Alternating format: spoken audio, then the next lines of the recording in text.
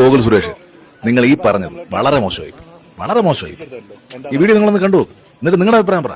Gokul bro, അച്ഛന്റെ party നമ്മളെ ട്രിവാൻഡ്രം പിടിച്ചെടുത്തല്ലോ, എന്താ പറയാനുള്ളത്? ഇവിടെ വെച്ച് കല്യാണ ഫംഗ്ഷനിൽ വന്നായിരുന്നു. അരവിന്ദ് വേണുഗോപാലിന്റെ കല്യാണത്തിന് വന്നായിരുന്നു. എന്നാലും രണ്ടോ ഇറങ്ങിയല്ലോ. എനിക്ക് പൊളിറ്റിക്സിനെ പറ്റി വലിയ അങ്ങനെ ധാരണയില്ല. നല്ല രീതിയിൽ നാട് വികസിച്ചാൽ മതിയായിരുന്നു.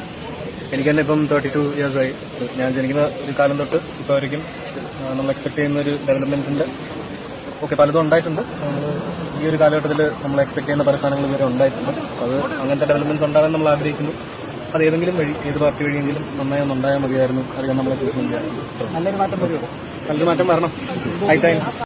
Well done bro, well done. Gokul Suresh പറഞ്ഞ കാര്യം വളരെ നല്ലൊരു കാര്യം തന്നെയാണ് അദ്ദേഹം പറഞ്ഞത്. സാധാരണ നമ്മളിപ്പോൾ ചോദിക്കുമ്പോൾ അച്ഛൻ പാർട്ടി കയറി, അച്ഛൻ BJP അധികാരത്തിൽ വരും, എല്ലാം ശരിയാക്കും എന്നൊക്കെയുള്ള ഒരു രീതി മറുപടിയാണ് മാധ്യമപ്രവർത്തകർ നമ്മളൊക്കെ പ്രതീക്ഷിച്ചത്. പക്ഷേ പുള്ളി വിപരീതമായി പറഞ്ഞു.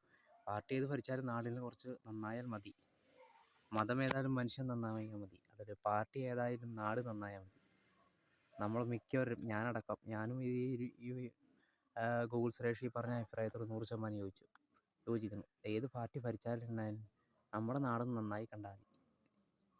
പട്ടിണിയില്ലാതെ, വലിയ പണക്കാരൊന്നായാലും എല്ലാം ഇല്ലാതെ ജീവിക്കാനുള്ള ഒരു വക ഉണ്ടാൽ മതി. അതുള്ളത് ഏത് പാർട്ടി ഭരിച്ചാലും. Well done.